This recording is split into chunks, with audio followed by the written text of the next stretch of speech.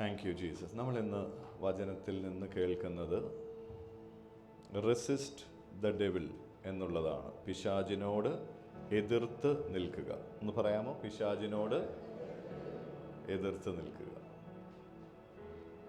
പലരും ഇത് കേൾക്കുമ്പോൾ തന്നെ പിശാചിനോട് എതിർത്ത് നിൽക്കുക, പിശാച് ഉണ്ടോ എന്ന് തന്നെ ചിന്തിക്കുന്ന ആളുകളുണ്ട്. പിശാച് ശരിക്കുള്ളതാണോ എന്നൊക്കെ ചിന്തിക്കുന്ന ആളുകളുണ്ട്. നമ്മൾ ഇന്ന് കേൾക്കുന്നത് പിശാചിനോട് എതിർത്ത് നിൽക്കുക. പിശാച് റിയലാണ്, അതിൽ അത്ഭുതപ്പെടേണ്ട ഒരു കാര്യമില്ല. ദൈവം തന്നെ രണ്ടാം വരവ് വരെ ഭൂമിയിൽ പെരുമാറാനൊക്കെ അനുവദിച്ചു വിട്ടേക്കുക. ഹല്ലേലൂയ. കാരണം ഈ പിശാചിനോട് എതിർത്ത് ജയിച്ചു വേണം ദൈവമക്കൾ പരിശീലനം പ്രാപിക്കാൻ. ഹല്ലേലൂയ. പിശാചൊന്നും ഇല്ലെങ്കിൽ എന്ത് പറ്റും? ആകെ ഒരു ആത്മീയമായൊരു യുദ്ധമൊന്നും ഇല്ലെങ്കിൽ എന്ത് പറ്റും? നിത്യതയിലൊക്കെ ചെല്ലുമ്പോൾ ഒരു പടയാളിയായി, യോദ്ധാവായി മാറുവാൻ സാധ്യമല്ല. അപ്പോൾ ഒരു യുദ്ധം ഭൂമിയിലുണ്ട് ആത്മീയമായി. അതിനുവേണ്ടി ആക്കി വെച്ചിരിക്കുന്ന ഒരു കക്ഷിയാണ് ഈ പിശാച്. വചനം എന്ത് പറയുന്നു എന്ന് നമുക്ക് നോക്കാം. യാക്കോബ് 4:7 വായിക്കാം. ആകയാൽ നിങ്ങൾ ദൈവത്തിനെ കീഴടങ്ങുവിൻ, പിശാചിനോട് എതിർത്ത് നിൽപ്പീൻ, എന്നാൽ അവൻ നിങ്ങളെ വിട്ട് ഓടിപ്പോകും. Praise God. രണ്ട് കാര്യങ്ങൾ ഇവിടെ പറയുകയാണ്. ഒന്ന്, ദൈവത്തിന് കീഴടങ്ങുവിൻ, ദൈവവചനത്തിന് കീഴടങ്ങുവിൻ, സഭയ്ക്ക് കീഴടങ്ങുവിൻ, ദൈവവചനം പഠിക്കുവിൻ, ദൈവത്തിന് നമ്മൾ കീഴടങ്ങി ഇരിക്കുവിൻ.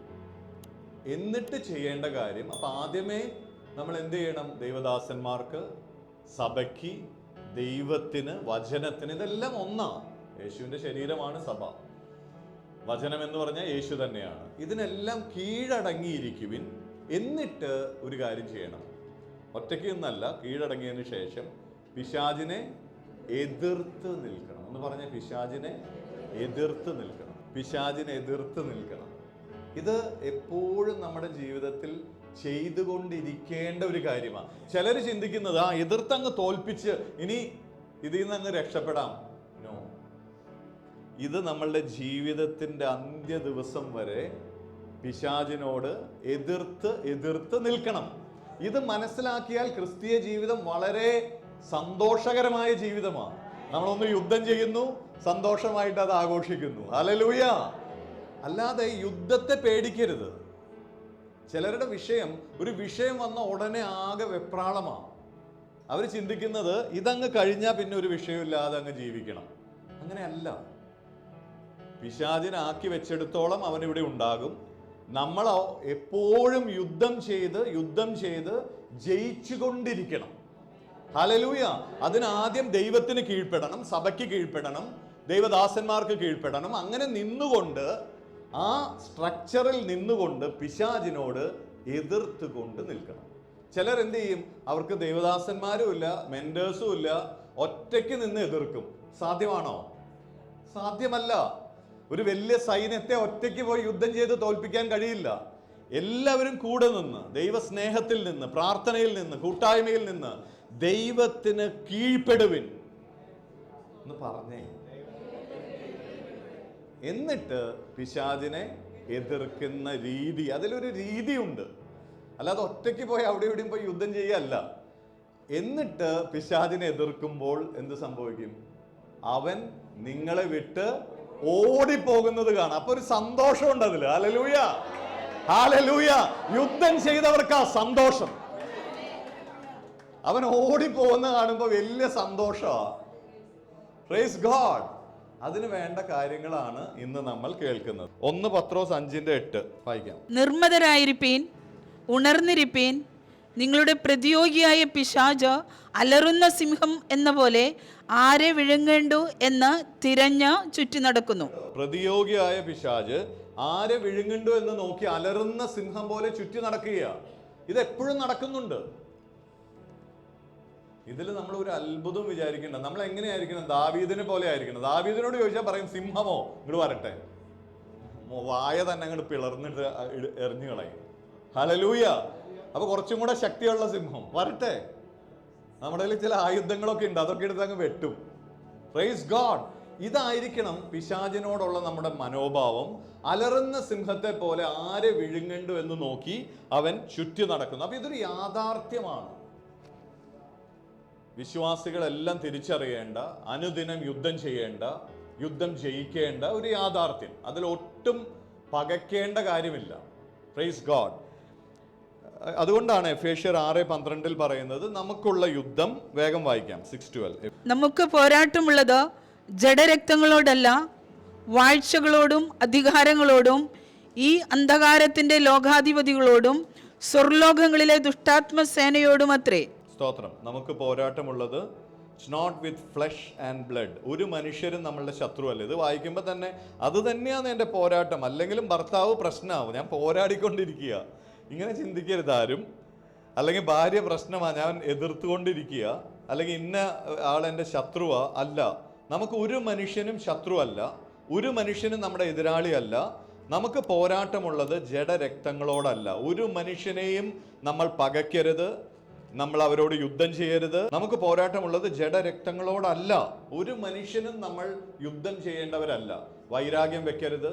ചിലർ പറയാം, പിശാചുണ്ട്, എനിക്കറിയാം, എൻ്റെ വീട്ടിൽ തന്നെ ഉണ്ട്. അങ്ങനെയൊന്നും പറയരുത്. Praise God. ഒരു മനുഷ്യനും നമ്മുടെ ശത്രുക്കളല്ല. നമുക്ക് പോരാട്ടമുള്ളത് ജഡരക്തങ്ങളോടല്ല, വാഴ്ചകളോടും അധികാരങ്ങളോടും ഈ അന്ധകാരത്തിൻ്റെ ലോകാധിപതികളോടും ആകാശമണ്ഡലത്തിലെ ദുഷ്ടാത്മ സേനയോടും അത്രേ. ഇതൊരു സ്പിരിച്വൽ ബാറ്റിലാണ്. ഹല്ലേലൂയ. ആത്മാവായിട്ടാണ് പിശാചും മനുഷ്യരെ ഉപദ്രവിക്കുന്നത്.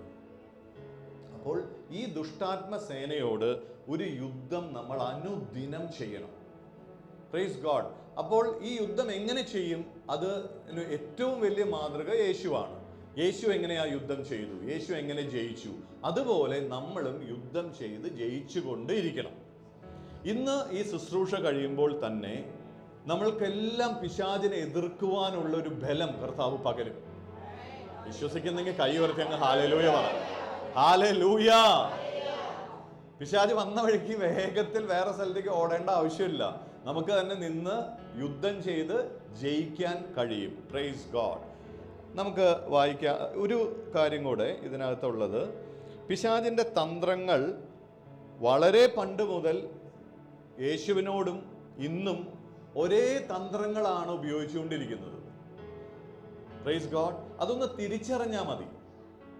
യുദ്ധം എഫക്റ്റീവായിട്ട് ചെയ്യണമെങ്കിൽ എനിമിയുടെ സ്ട്രാറ്റജി അറിയണം. ഹല്ലേലൂയ. ഈ സ്പോർട്സ് ഒക്കെ കളിക്കുന്നവർക്ക് നന്നായിട്ട് ഇത് മനസ്സിലാവും. നമ്മൾ കളിക്കുന്ന ടീം ഏതാണോ ആ ടീമിൻ്റെ സ്ട്രെങ്ത് എന്താണ്, വീക്ക്നെസ് എന്താണ്, ആരെപ്പോ എങ്ങനെയാണ് കളിക്കുക, അതിനനുസരിച്ചായിരിക്കും നമ്മുടെ സ്ട്രാറ്റജി. അല്ലാതെ വെറുതെ പോയി അങ്ങ് കളിക്കുകയല്ല. അപ്പോൾ ഇതുപോലെ ഈ പിശാച് അന്നും യേശുവിനോടും ഇന്നും ഉപയോഗിക്കുന്ന തന്ത്രങ്ങൾ നമ്മൾ അറിഞ്ഞു കഴിഞ്ഞാൽ അവനെ എതിരിടാൻ വളരെ എളുപ്പമാണ്. അവൻ വരുമ്പോൾ തന്നെ നമുക്ക് മനസ്സിലാവും ഇതാണ് പരിപാടി, നമുക്ക് അതിനനുസരിച്ച് യുദ്ധം ചെയ്യാൻ കഴിയും. Praise God. ഒരു വചനം വായിക്കാം. ഈ തന്ത്രങ്ങൾ വെളിപ്പെടുത്തുന്ന ഒരു വചനമാണ് 1 യോഹന്നാൻ 2:15-17 വരെ. ലോകത്തെയും ലോകത്തിലുള്ളതിനെയും സ്നേഹിക്കരുത്. ഒരുവൻ ലോകത്തെ സ്നേഹിക്കുന്നുവെങ്കിൽ അവനിൽ പിതാവിൻ്റെ സ്നേഹം ഇല്ല. ജഡമോഹം, കൺമോഹം, ജീവനത്തിൻ്റെ പ്രതാപം, ഇങ്ങനെ ലോകത്തിലുള്ളത് എല്ലാം പിതാവിൽ നിന്നല്ല, ലോകത്തിൽ നിന്നത്രയാകുന്നു. ലോകവും അതിൻ്റെ മോഹവും ഒഴിഞ്ഞു പോകുന്നു, ദൈവേഷ്ടം ചെയ്യുന്നവനോ എന്നേക്കും ഇരിക്കും. നമുക്ക് ആദ്യം തന്നെ ഇവിടെ ഒരു കാര്യം പറയാം. ലോകത്തെ സ്നേഹിക്കരുത്. ലോകത്തെ സ്നേഹിച്ചാൽ അവൻ്റെ തന്ത്രങ്ങളിൽ നിങ്ങൾ വീഴും. ലോകത്തെ സ്നേഹിക്കരുത്. ലോകത്തെയും ലോകത്തിലുള്ളതിനെയും സ്നേഹിക്കരുത്. ഈ വചനം ഒന്ന് പറയാമോ? ലോകത്തെയും ലോകത്തിലുള്ളതിനെയും ഒന്ന് മനസ്സിലൊന്ന് കൊണ്ടുപോവാ. ലോകത്തെയും ലോകത്തിലുള്ളത്, സാധനങ്ങളാകാം, വ്യക്തികളാകാം, ഇതെല്ലാം ഒഴിഞ്ഞു പോകും. നോക്ക്, ആരെങ്കിലും നമ്മളുടെ കൂടെ അവസാനം ഉണ്ടാവുമോ? ഒറ്റയ്ക്ക് ജനിച്ചത്, ഒറ്റയ്ക്ക് പോകുന്നത്, ഒറ്റയ്ക്ക് കർത്താവ് സൃഷ്ടിച്ചതിൻ്റെ മുൻപിൽ നമ്മൾ ചെന്ന് നിൽക്കണം. ഇതെല്ലാം ഒഴിഞ്ഞു പോകും. അതുകൊണ്ട് ഈ ലോകത്തിലുള്ള പലതിനെയും സ്നേഹിക്കരുത്. സാധനങ്ങളാകട്ടെ, വ്യക്തികളാകട്ടെ, ഒന്നിനെയും സ്നേഹിക്കരുത് എന്ന് പറഞ്ഞാൽ മനസ്സ് കൊടുത്ത് പ്രാധാന്യം കൊടുത്ത് ഇതെല്ലാം കൊടുക്കേണ്ടത് കർത്താവിന് മാത്രം, സൃഷ്ടാവിന് മാത്രം. ഹല്ലേലൂയ. സ്നേഹിക്കരുത്. ഒരുവൻ ലോകത്തെ സ്നേഹിക്കുന്നുവെങ്കിൽ അവനിൽ പിതാവിൻ്റെ സ്നേഹം ഇല്ല.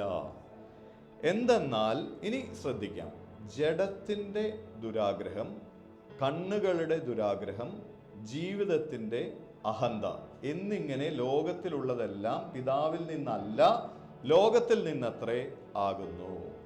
Praise God. 3 കാര്യങ്ങൾ ഒന്ന് പറഞ്ഞേ.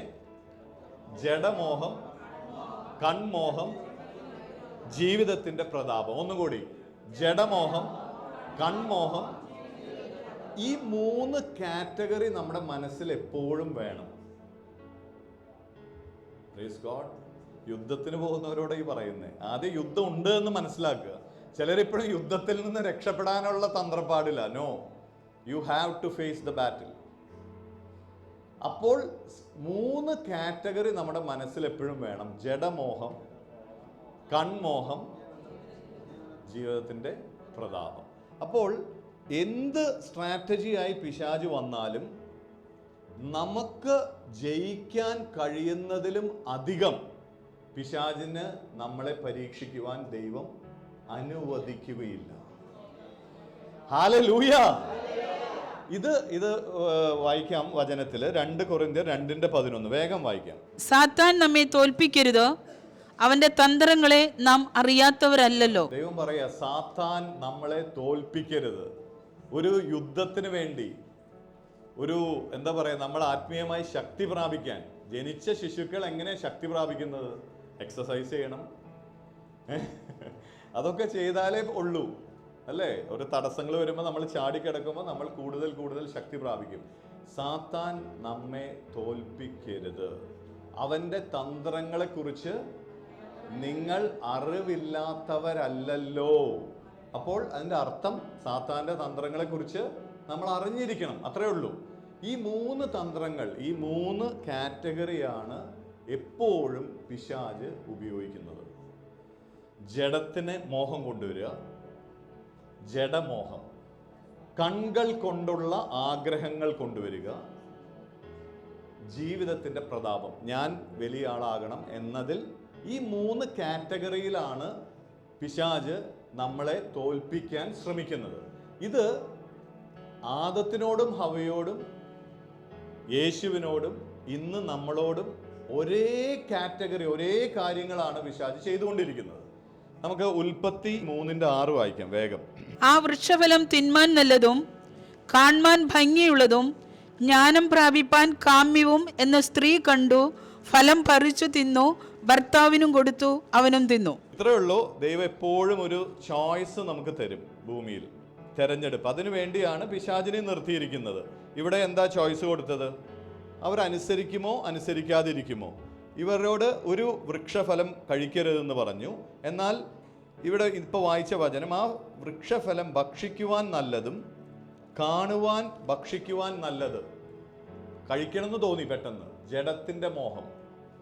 ആ വൃക്ഷഫലം പിശാച് വന്ന് കാണിച്ച്, നല്ല ഭംഗിയില്ലേ, ഇത് കണ്ടോ, നല്ല നല്ല ഫലമാണെന്നൊക്കെ പറഞ്ഞപ്പോൾ ജഡത്തിന് അത് കഴിക്കാനുള്ള മോഹം തോന്നി.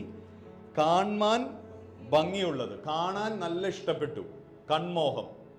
കാണാൻ ഇഷ്ടമുള്ളതെന്നും ജ്ഞാനം പ്രാപിക്കാൻ അഭികാമ്യവുമെന്ന് സ്ത്രീ കണ്ട്. 3 ജീവിതത്തിൻ്റെ പ്രതാപം. ഇവിടെ പറഞ്ഞു, പിശാച് വന്ന് പറഞ്ഞു, ഇത് ഭക്ഷിച്ചാൽ നിങ്ങൾ ദൈവത്തെ പോലെ ആകും. ഹല്ലേലൂയ. യഥാർത്ഥത്തിൽ അവർ ദൈവത്തെ പോലെ തന്നെയായിരുന്നു, അവരിൽ തേജസ് ഉണ്ടായിരുന്നു. പിശാച് അത് പറയുമ്പോൾ 2 കാര്യങ്ങളാ. ഒന്ന്, അവർക്ക് തോന്നി നമ്മൾ ദൈവത്തെ പോലെ അല്ല എന്ന്. പിന്നെ അതുപോലെ ആകണമെന്ന അഹന്ത വന്നു. ഇതാണ് പിശാചിന്റെ ട്രിക്ക് എന്ന് പറയുന്നത്. അപ്പോൾ ജീവിതത്തിന്റെ പ്രതാപം, അഹന്ത. ഈ 3 കാര്യങ്ങളിൽ 3ലും നല്ല ഭംഗിയായി ആദവും ഹവ്വയും വീണുപോയി. ഹല്ലേലൂയ. എന്നാൽ യേശു ഇതേ പരീക്ഷണങ്ങളാണ് അഭിമുഖീകരിച്ചത്. ഈ 3ലും യേശു പിശാചിനെ ജയിച്ചു. ഹല്ലേലൂയ. ഇതേ 3 കാറ്റഗറി നമ്മൾ യേശുവിൻ്റെ പരീക്ഷണങ്ങൾ കാണുന്നത്. മത്തായി ഇത് മനസ്സിലായല്ലോ. ഭക്ഷിക്കാൻ നല്ലത്, അതാണ് ജഡമോഹം. ജഡത്തിൻ്റെ മോഹങ്ങൾ. കാണാൻ നല്ലത്, കൺമോഹം. പിന്നെ ഇത് ജ്ഞാനം പ്രാപിക്കാൻ അഭികാമ്യം എന്ന് പറഞ്ഞാൽ ജീവിതത്തിൻ്റെ പ്രതാപം, നമ്മൾ വലുതാകണം, നമ്മൾ മഹത്വം എടുക്കണം എന്ന ആഗ്രഹം. ഇതിൽ നിന്നാണ് ഈ പാപങ്ങളെല്ലാം ഉത്ഭവിക്കുന്നത്, ഈ 3 കാറ്റഗറിയിൽ നിന്ന്. നമുക്കിനി യേശു പരീക്ഷണത്തെ അതിജീവിച്ചത് വായിക്കാം. അത് വരുന്നത് മത്തായി 4-ാം അധ്യായം, ലൂക്കീം 4-ാം അധ്യായം, 2-ന്റെയും 4-ാം അധ്യായത്തിലാണ് എടുക്കാം. അനന്തരം പിശാചിനാൽ പരീക്ഷിക്കപ്പെടുവാൻ യേശുവിനെ ആത്മാവ് മരുഭൂമിയിലേക്ക് നടത്തി. അവൻ 40 പകലും 40 രാവും ഉപവസിച്ച ശേഷം അവന് വിശന്നു. അപ്പോൾ പരീക്ഷകൻ അടുത്തു വന്നു, നീ ദൈവപുത്രനെങ്കിൽ ഈ കല്ല് അപ്പമായി തീരുവാൻ കൽപ്പിക്ക എന്ന് പറഞ്ഞു. ഓക്കെ, മത്തായി എഴുതിയത് ഇതിൽ കണ്ടോ, ഓരോരുത്തർക്ക് വെളിപാട് കിട്ടിയതനുസരിച്ച് ആത്മാവിൽ എഴുതുക. ഈ വചനം സത്യമാണെന്നുള്ളതിന് പല തെളിവുകളിൽ ഒന്ന്, ഇനി ലൂക്ക എഴുതുമ്പോൾ ലൂക്കയ്ക്ക് കിട്ടിയ വെളിപാടിൽ എഴുതുക. ഇതേപോലെ തന്നെ ആയിരിക്കില്ല. ലൂക്ക വായിക്കാം. അവിടെ എഴുതിയിരിക്കുന്നു 40 ദിവസം. ഇവിടെ എഴുതിയത് എന്താണെന്ന് വെച്ചാൽ 40 ദിവസം കഴിഞ്ഞു, ഉപവസിച്ചു, രാവും പകലും ഭക്ഷണമൊന്നും കഴിച്ചില്ല, അത് കഴിഞ്ഞപ്പോൾ പിശാച് വന്നു എന്നാ. എന്നാൽ ലൂക്ക എഴുതിയത് ഈ 40 ദിവസവും പിശാച് പരീക്ഷിച്ചുകൊണ്ടിരുന്നു എന്നാ. വായിക്കാം. യേശു പരിശുദ്ധാത്മാവ് നിറഞ്ഞവനായി യോർദാൻ വിട്ടുമടങ്ങി. ആത്മാവ് അവനെ മരുഭൂമിയിലേക്ക് നടത്തി. പിശാച് അവനെ 40 ദിവസം പരീക്ഷിച്ചുകൊണ്ടിരുന്നു. പിശാച് അവനെ 40 ദിവസവും മരുഭൂമിയിൽ പരീക്ഷിച്ചുകൊണ്ടിരിക്കുക. എങ്ങനെയാണ്, എപ്പോഴാണ് ഈ പരീക്ഷണം തുടങ്ങിയത്?